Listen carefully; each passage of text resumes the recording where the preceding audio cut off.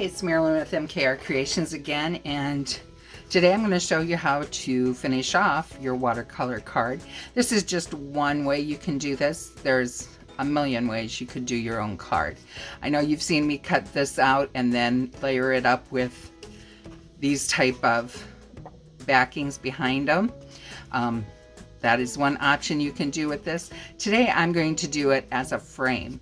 So the first step we want to do is decide what size card we're going to make. And I have these pre-made cards. These come from Hobby Lobby, their Paper Studio brand. And what I do is I measure what the card folded will be. This would be 4 inches by 5.5. So I'm going to cut my paper here that's going on here. I'm going to cut this at 5 1/4 by 3 3/4 so that I have an 1/8 of an inch border all around my card, and that helps to layer things up, just gives it a more professional look, and trust me, makes the cards look a lot better. When I first started making cards, I used to stamp on here and color, and there's really nothing wrong with that, but I wanted to go to the next level with my cards, and so I started following YouTube and took them to the next level. So then the second thing we want to decide on is what color we want to use. So I cut out this green, and that would pull out the green in the leaves, and I like that. I grabbed this golden yellow, and I like to tape it down with washi tape so that it doesn't move, because when I cut my first one out, I had it taped with washi tape, thank goodness. It did not cut on the first pass, and so I had to put it back through, and thank goodness it was washi taped in there so it would go through on the first, didn't have to worry about how to line it up. And the yellow will bring out more of the flower. Now these are just some that I grabbed. If you want something more subdued, this dark brown brings out more of the brown in the flower. This lighter brown also would bring out that brown and would tone down the card a bit. So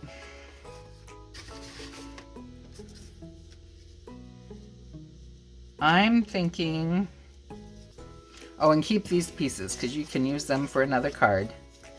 I'm thinking I want to go with the green. So I'm going to glue this down, and then we're going to take our scissors and we're going to trim around the edge there. So I'm going to use my art glitter glue with the, make sure you have the metal point on it, the metal tip, so that you don't get too much glue on your paper.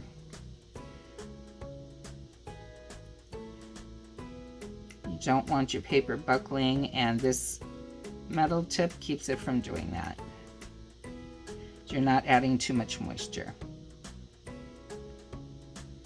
So I'm going around all the corners and around the center to hold it down. And you could probably use tape for this if you have tape that you like, but I always need a little extra time to move things around, a hair here, a hair there, to make sure everything is lined up the way I like. So gently put that down, and there's no glue coming out, so I don't have to worry about wiping that up. Even if it did come out, it dries clear, so that's would not be a problem. So I'm going to let that just sit for a second here, put the pin back in my glue because this does dry very fast and we'll have a clogged tube in no time.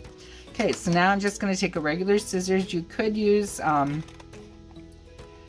your paper cutter if you wanted, but I'm going to use my regular scissors, and I'm going to just do a slight slant in to kind of give it a beveled effect so that you don't see the white paper so easily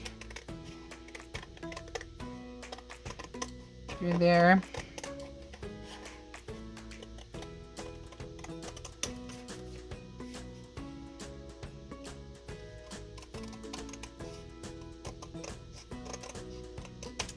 You also could cut down your paper before you glue this on.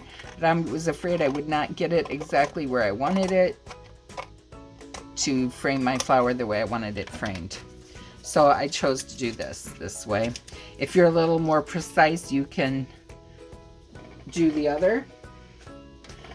My crafting is not always real precise.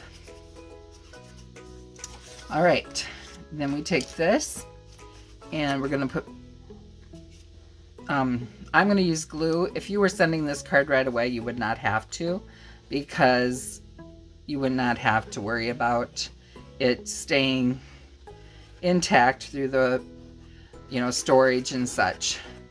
I am not going to be sending this right away. I want it to store well. It may be getting sold at a craft fair, so I want things to be absolutely long lasting.